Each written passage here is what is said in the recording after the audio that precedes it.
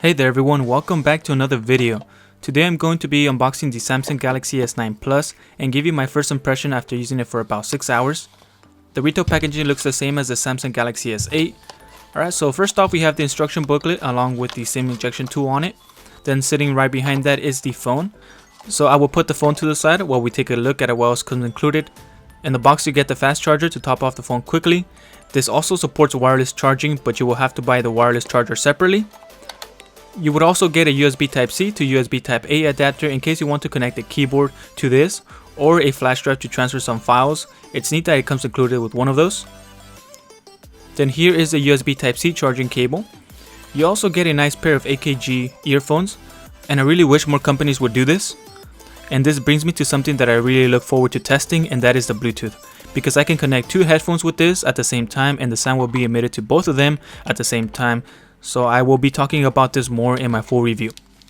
Oh, and you also get some extra earbuds so you can get a more comfortable fit in case the ones they came with is not as comfortable.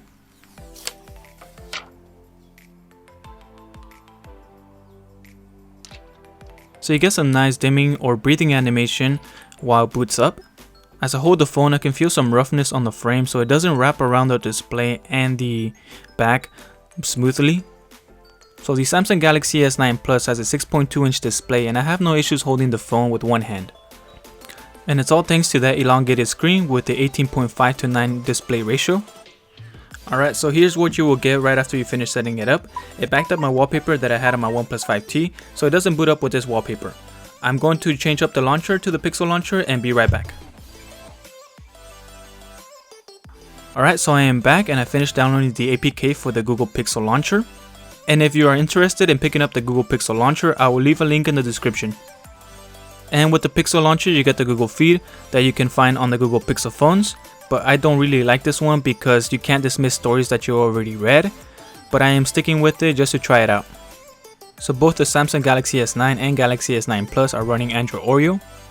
So this is what the notification shade looks like, and on the brightness here, if you put it all the way up, it will give you a caution, letting you know that it will drain more battery and that it may cause some eye strain. Putting the Samsung Galaxy S9 Plus next to the OnePlus 5T, you can notice that they both look very identical with their AMOLED display, and they are both very beautiful phones. Something that I did notice was that the OnePlus 5T is much faster on unlocking with Face Unlock and also much faster on unlocking with the Fingerprint Reader. It's only by a few milliseconds faster. Also, the Fingerprint Reader is much easier to reach, but since it is quite small, it's kind of difficult for me to sometimes hit the correct spot. And it also doesn't have any vibration, so it doesn't feel as nice as the OnePlus 5T when you unlock it. The Samsung Galaxy phones are known for the rich feature experience, but so far I haven't been able to find the double tap to wake when the screen is off. So hopefully I find that soon and I enable it. So yeah, so far this has so many features in there that it's gonna take me a whole entire day to go through all of them. And I will point out the most useful ones for me in my full review. So something that I'm very excited on testing is the dual aperture camera. And I have already taken a couple pictures with this camera and I can already tell how much better this camera is in low light. So here's a picture that I took with the OnePlus 5T and the Samsung Galaxy S9, and you can tell here that the Samsung Galaxy S9 looks much brighter and it catches more light in because of that larger aperture. So something that I did notice is that the Samsung Galaxy S9 Plus portrait mode doesn't do as good as the OnePlus 5T in low light, so the pictures don't look as detailed or refined as they do on the OnePlus 5T. A cool feature that I'm going to be playing with a lot is the super slow motion that captures 960 frames per second, so that is insane. It only records 720p and it crops in a lot, but it's still a pretty cool feature. The AR emojis are pretty fun to play with, so I'm going to play more with the camera and I will talk about it on my full review.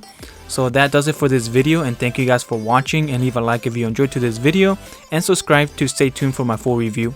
Until next time.